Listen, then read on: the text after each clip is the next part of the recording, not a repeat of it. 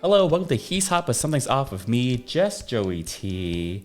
I had a very pleasant time setting up for the podcast tonight because I got and stubbed not my toe, but I was walking to the coffee table in my living room to get something, and it's got four really thin metal legs on each corner, and I spilled a glass of water, and I was cleaning it up, so I was like brushing, and I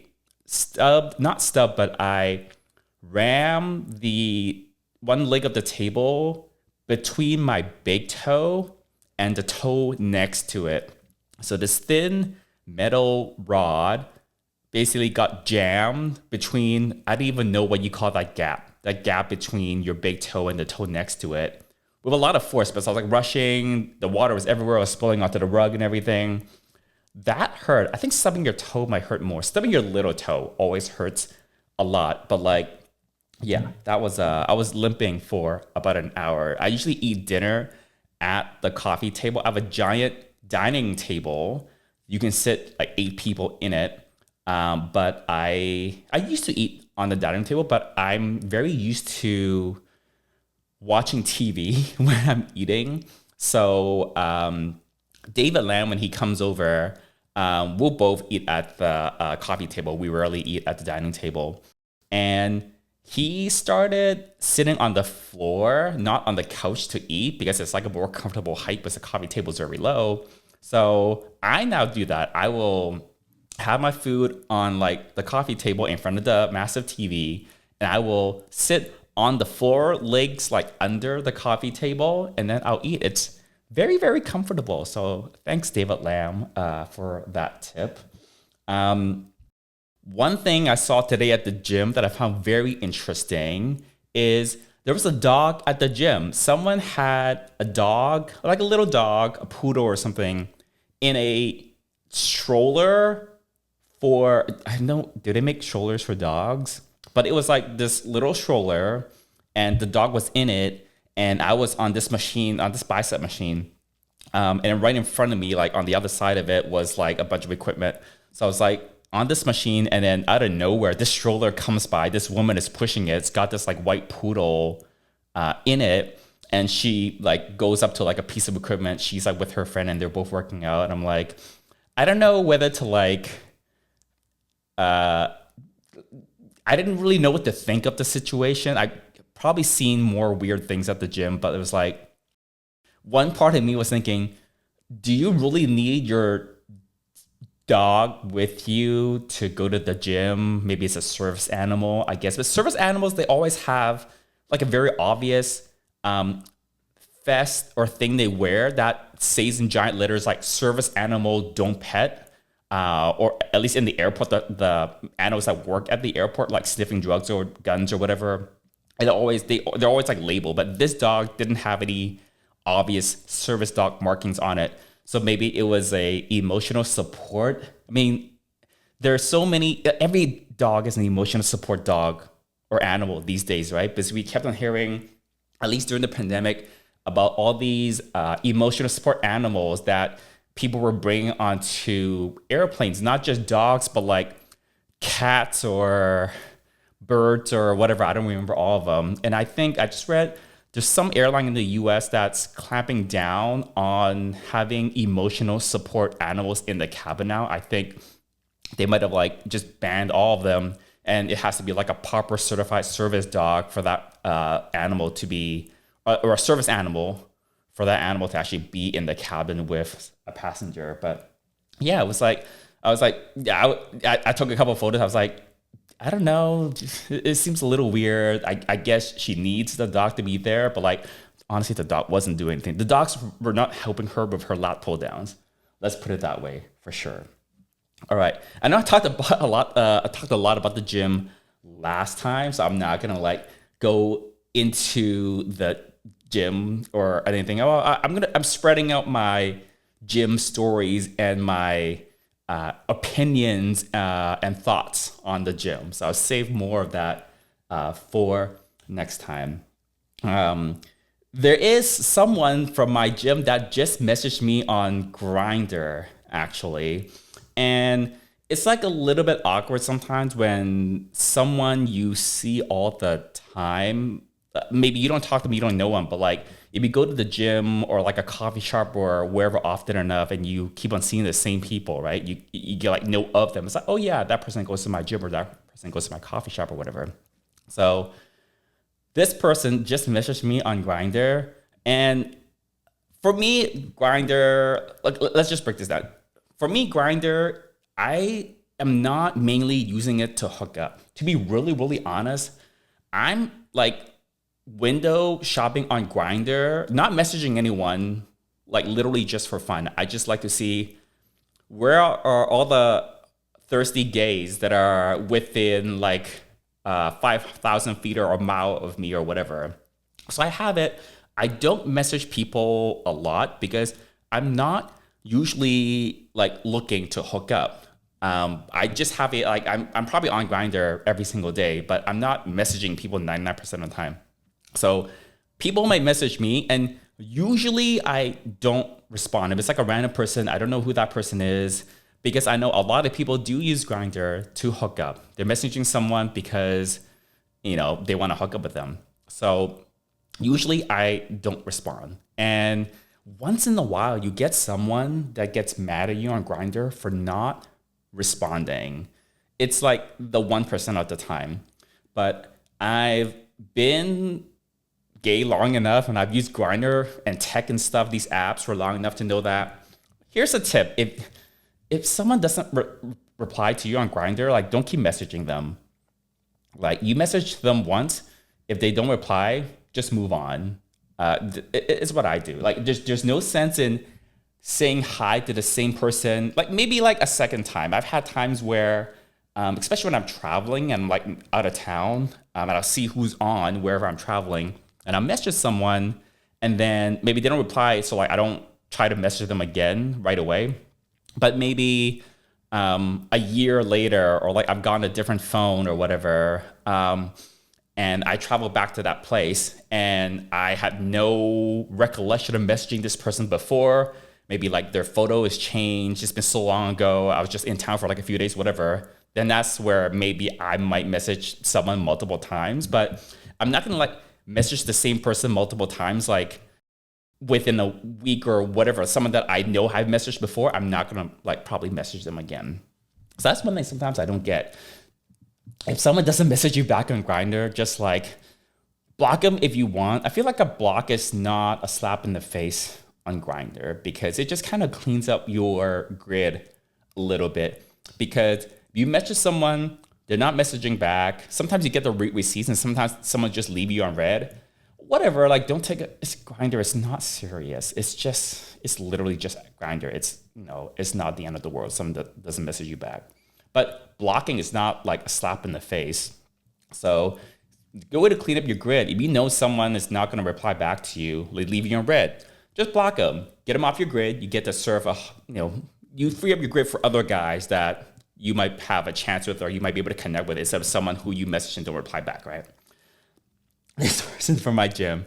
Okay, so because this is someone at my gym that I see all the time, I like replied back. He's got like 80% of guys on Grindr. He's got like the headless torso pic, which is completely fine. Like I'm not. We'll get into pictures later, but like that's not a problem for me. But like he sent the photo and he said hi.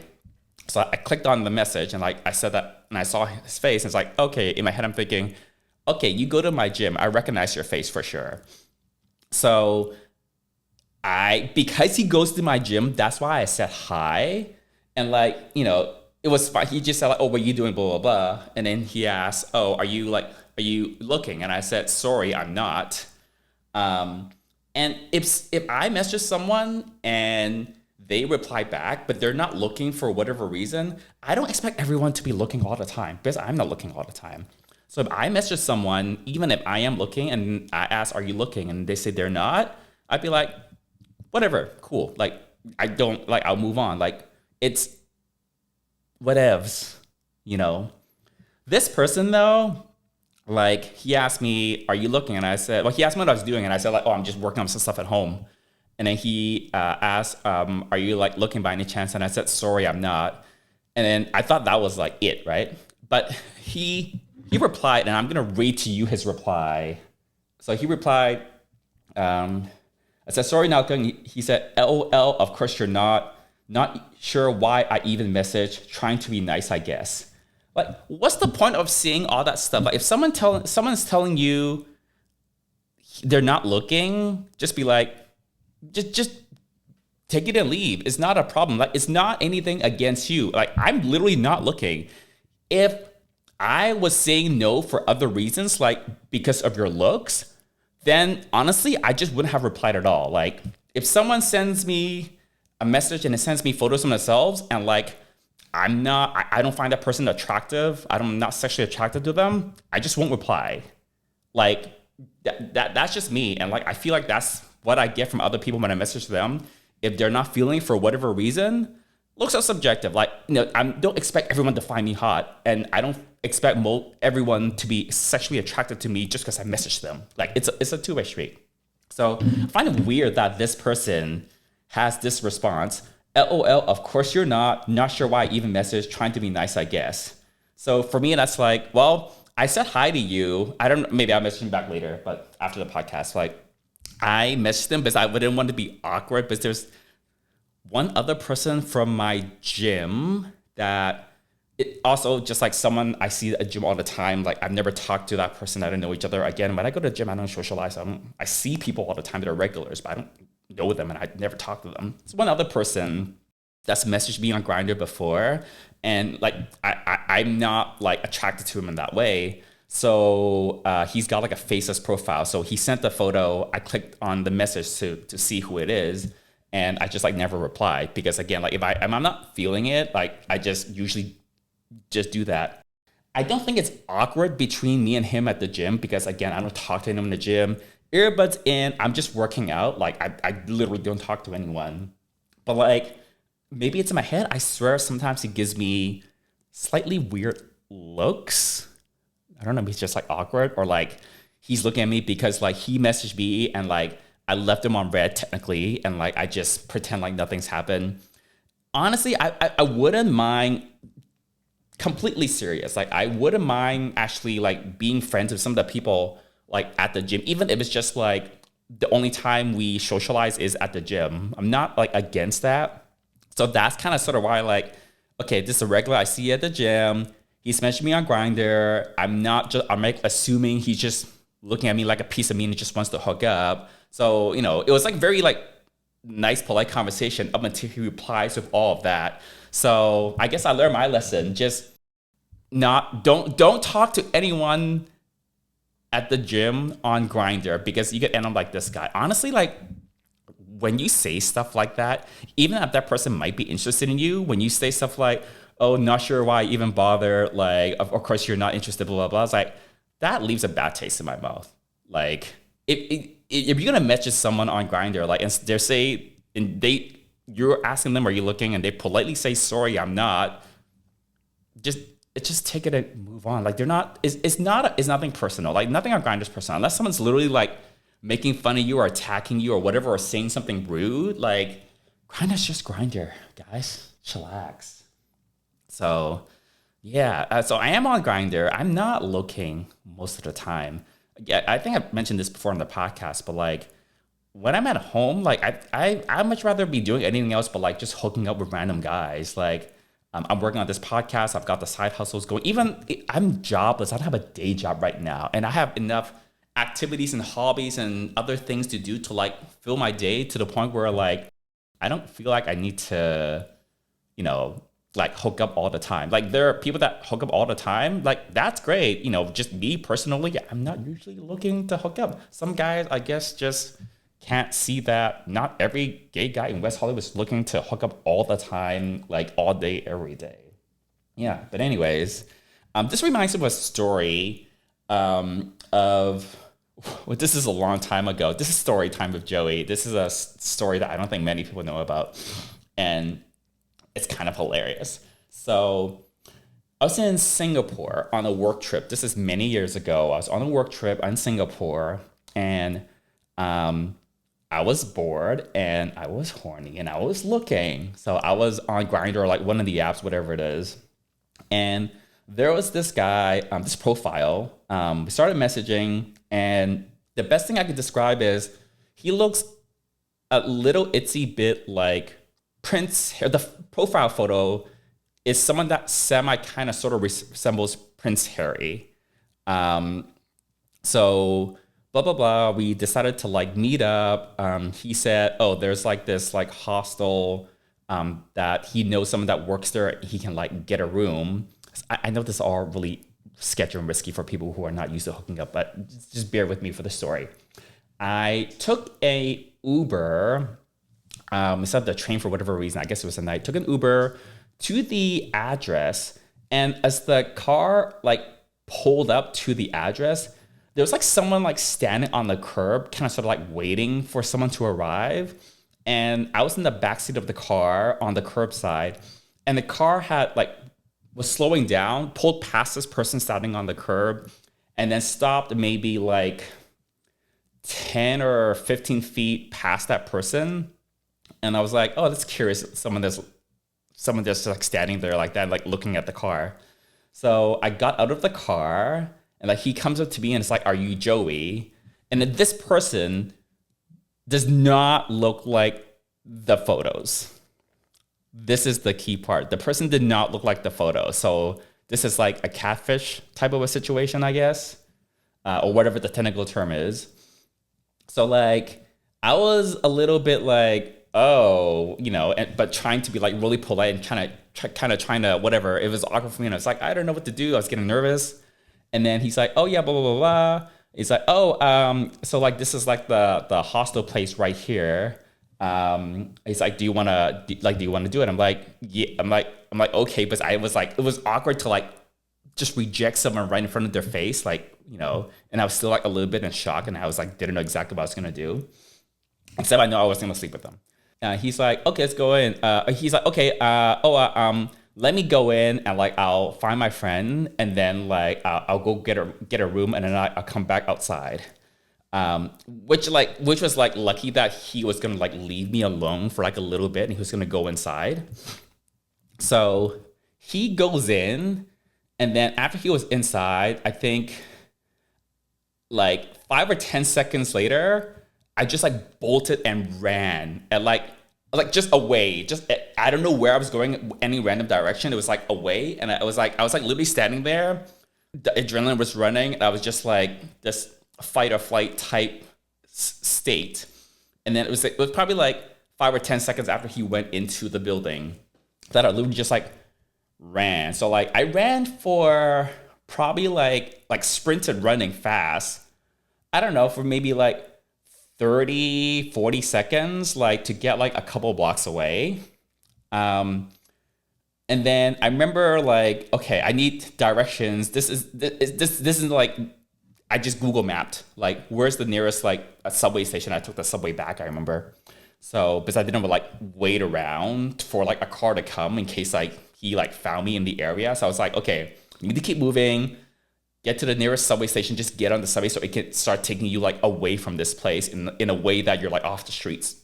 As I was nearing the subway station, I just, like, messaged him. It's like, something like, oh, like, sorry, like, I don't think this is going to work. Whatever. And then he's like, oh, okay. So that was like the one time where I went for a Grindr hookup and the photo does not match the person. I've never had any other hookups that was like that messed up ever. But again, I don't hook up that much on Grindr and things like that. So I used to do it more when I was younger, but yeah, that one time in Singapore, it was kind of crazy. It was kind of crazy. I got back to my hotel, and then I think I was like, you know what? I've had a long night. I'm gonna order some room service. That's what I do if I'm like a hotel that has room service and I've had like a long day for whatever reason. Like for me, room service is like a treat. Room service is very expensive, and there's like a service fee, and you have to tip and everything. But for me, like room service was like very, very warranted. that night. Yeah, that was kind of crazy. All right, next I want to talk about the gay cruises because I know a lot of you are watching from my YouTube channel, and my YouTube channel is filled with lots of videos about gay cruises, especially the Atlantis gay cruises that sail around pretty much all year long. So I am booked on the Atlantis Mediterranean cruise. It departs from Rome in Italy. It's a 10-night cruise, which is pretty long. Usually cruises are 7 nights on average. You can get shorter cruises that are like 3 or 4 nights. Not the gay ones, usually like the straight ones. A week it's like pretty average, but anything longer that's like 10 days or even like a 2 week one. 10-day one, I think it's probably like as much as most people will want to be on a cruise ship for. Even 7 days is fine. For these gay cruises, that's more like a party cruise. 7 days sometimes feels like a little bit too short because everyone's like having a really good time. I think 10 days for like a gay party cruise is like the max that you can really do before feeling like you're stuck on the ship forever and you get kind of sort of like, what's that word? Stir crazy and you just want to like get off the ship, right? But a Mediterranean cruise is really nice and it's pretty unique because obviously, for one, it's in Europe and it goes to like a bunch of different ports. I don't remember most of the ports because I'm not a sightseeing person. The one other time I went on this Mediterranean cruise, it went to like a bunch of like big name cities in Europe. I also don't remember what they are, but my memory shit. But I was like, okay, I've not been to these places before, and I had some friends that were gonna go sightseeing, like the regular touristy places for all these different ports. So I kind of tag along with them, but I, it was like, yeah, I can say like, oh, I went to like this place, I went to that place, or whatever. But honestly, those places just seems like when you go there, you're just surrounded by tourists. That's it. And like there was this like famous, I really can't remember what city this was. Maybe it was like Rome or whatever, but there's like this famous place in the city that's like this big, huge water fountain. And like we went there and literally like every single person there was just trying to take selfies and photos and they're all tourists. I was like, I mean, the natural beauty or whatever of the place is kind of semi-destroyed by just having like 500 tourists there just taking photos with their selfie sticks and everything. I just read this article on Vox that kind of sort of talks about this, where with the internet and everything, people will blog or share like, oh, these are like the top 10 tourist places in like this city and that city. And here's like the list of things you must do to have like a perfect day, you know, if you visit this location. So people look up these things and research, you know, the places they're going to go on vacation, and they all end up doing all the same things. So like, whenever you go to any of these places, try to do all these things, you're just surrounded by tourists, like tons and tons of them. So yeah, I'm not really like a sightseeing person anyways. I can just go on the internet and someone with much better skills than me will have taken much better photos and videos of whatever that place is. Like I don't get any satisfaction taking a selfie of me being at like the Eiffel Tower or like whatever. That's not really like worth it to me. I much rather have, instead of like saying I visited this famous place, I much rather say, oh, I had a great time with friends on a trip. And it doesn't matter if it was like, you know, like nowhere famous or whatever. Like for me, just going to like some famous place, like that just doesn't do anything for me. So this time when I go on this Mediterranean cruise, it's later in August, I'm not gonna get off at any of the ports. Just like I usually get off at most of the ports anyways. Usually we go to the cruises that sail off from Florida down to the Caribbean, and you go to like Mexico or some places like Mazatlan, Cozumel, whatever.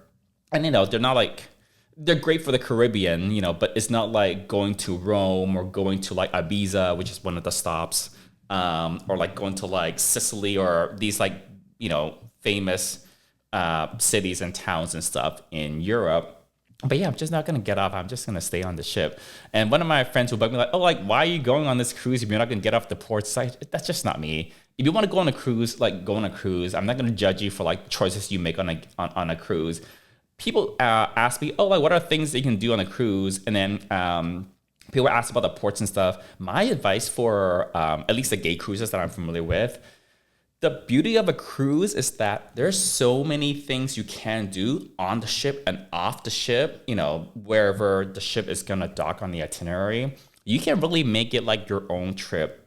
There are people that will get up early for like breakfast and they'll like watch the sunrise and, they'll sunbathe by the pool and then, like they'll go see the shows at night and then, they're not going to stay out late and they just, they'll go to the casino maybe. Like, you can do anything. There's so many activities and amenities on the ship that you can have people that are like party people. They party till like 5 or 6 or 7 a.m. They go to bed, they sleep for 8 hours. When they wake up, it's 4 p.m. They get up, they party, and then they rinse and repeat. So that's one way to do a cruise if there are those types of parties available on the Atlantis ones there are. And like I said, there are other people like they might get up at 6 a.m., take a morning yoga class, eat a breakfast, watch the sunrise, and they'll have like that type of a day. You can also switch it up. You can party one day and like have a relaxing day the next, right? So there's all these different things that you can do, but there's so much stuff on a cruise ship. Honestly, these ships are like massive. They're literally like mini floating cities. There's a spa. There's all these different types of restaurants. They've got like basketball courts and stuff. They've got a gym. They've got like rock climbing. They've got activities. Like there's like so much different type of stuff that you can do on the ship. But I tell people also, don't like tire yourself of trying to do everything, because I see that with new cruisers all the time. They tire themselves so much. So that's like my one piece of advice that I always give is like, don't try to do everything. You get this newsletter that is slipped under your table, or it's electronic nowadays, but after COVID. And it will tell you basically all the different things that's going on the ship for that day. And it's like a 4-page PDF. And it's like 8-point font when you get to like the third and fourth pages, because there's like so much stuff to do. And sometimes people see that and they feel like, oh, if I don't try to do as much as possible, I'm going to be missing out. But that's really not the point of having that much stuff on the cruise. The cruise ship has so much stuff going on. It's so that people can pick and choose their own adventure, and so that they can have a vacation that is like customized or is catered to them. The point is not for you to do like all 100 things that's available on the cruise that particular day. It's for people to pick and choose what they would like to do, so that there's something for everyone. It's not for everyone to do everything. So yeah, but I'm really looking forward to this cruise. I'm going, again, not because of the ports, but I just like being on the gay cruises. I've been on like 14 or 15 of them. I think it's great, especially for the logistics. Especially when you go to like parties. When you go to a party on land, like there's like a nightclub or a circuit party or like or whatever in town, you have to take an Uber or like take the train or transit or whatever to get there. Once you get to the party, it's usually no in and out. Once you're in the party and you leave, like you're not going back in. So a lot of the times, unless you're gonna have tickets for multiple parties or you're gonna go to the afters or whatever, you're pretty much in that place for like 2 or 3 or 4 or 5 hours. Most parties and clubs and stuff, well, at least the gay ones, they don't have food. They have alcohol. The water is like $8 or something. On a cruise ship, at least the Atlantis ones, there are parties every night, and there's some like tea dances during the afternoons on some days. But there's a party every night, and there's no extra charge for those parties, right? And you can go to the party, you can come in and out the party like as many times as you want. It's just like a venue you walk into. There's no like security check every time you have to go in and out. There's no like checking tickets or anything. It's just open. And if you want to if you forgot something in your stateroom is right there. Your stateroom is like a 5-minute walk away at most. One time I was living down in Silicon Valley, just like 10 or 12 years ago. And I was going to, on like a Friday or Saturday night, I was gonna drive up to San Francisco from Silicon Valley, which is like at night when it's like 9 or 10 p.m. It's, what is it, like 35 miles or something like that, or 50 miles. But it's basically like a 45-minute drive. And one time I got all the way to San Francisco after driving for like 45 minutes, parked my car, got to the club. And then when I was like trying to get my ID out, I realized I left my wallet at home and I didn't have my ID, not even like a photo of it on my phone. That particular night, I think I drove home, grabbed my wallet, and then came back up. But that's like something that would never happen on a cruise ship because first of all, they don't need to check your ID for any of the parties. Like everything is on file electronically anyways. You're on the ship, you're already 18 plus or like 21 plus. And if you did forget something, anything, it's just in your room. You walk 2 or 3 or 5 minutes back to your room, you grab whatever you need, and you can come back. Number two, club like toilets and restrooms in clubs and bars and stuff can get pretty nasty. But when you're on a cruise ship, first of all, like the public area restrooms are like actually really like neat and tidy. Second, you can just go back to your room and use your own bathroom and you got all your toiletries and everything in there. Like if you need to blow ass, if you got diarrhea in the middle of a party or something, you can just go back to your room and like effing let it rip. And like you got, it's your private space, it's your private room, it's your private toilet, and you've got all your supplies to deal with whatever your stomach emergency is. That's like another great thing about partying on a cruise. And if you're hungry, there's always food available somewhere on the ship, even if it's like 2 a.m. or 3 a.m. Usually the buffet closes like 4 or 5 on a lot of these cruises. One of my favorite things to do is I will go to the buffet. I'll time it before it closes, but like I'll party, and then I'll go to the buffet like 30 minutes before they close. But they don't close till like 4 a.m. or something crazy like that on these cruises. And I'll go and just like have a buffet and I'll just like stuff my face. And then I'll go to bed. I go back to my room, I'll take a shower and I'll go to bed. But you can come and leave and grab as much food and eat and just go back like as much as you want. That's not like awesome part of it. Like compared to when you party on land, there's no food at these gay parties, or it's going to be super expensive. Once you're there, you're stuck there. You can't go home. You forget something, God forbid, it's going to be a long ride, back home and to come back again. There's no line up, so like have to get into the parties, just walk into the parties. It's not like some of these clubs, on land where they're like lining up. You know what? It's really annoying when they make people line up outside the club to give the illusion to people outside that the club is busy and then things are happening. Sometimes it's so annoying. I think we've all been there before, right? There's like a short to moderate, that's like a moderate lineup. There's maybe like 20, 30 people outside. And like they could let people in more quickly, but they're doing it intentionally to make it look busy to other people, to make it not look dead. Once you get inside, it's like, oh, where the hell is everyone? You go inside, it's like, there's tons of space here. And they're just like holding up line. That's so annoying. That doesn't happen on one of these cruises. So yeah, and it's so easy to make friends on a cruise as well because I'm kind of an introvert. I don't make friends. Like it's difficult for me to just randomly walk up to people and be like, oh, hey, I'm Joey, blah, blah, blah. I'm not like a people person. I'm not like an introvert that way with strangers. Networking events send my anxiety through the roof, like mixers and things like that.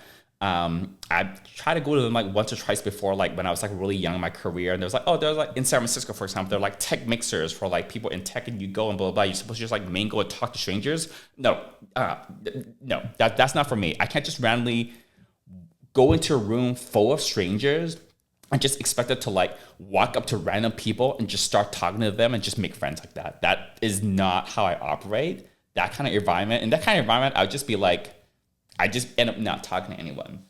But on like these gay cruises, the dynamic is a little different because everyone's really friendly. You know why though? Because everybody's on vacation, right?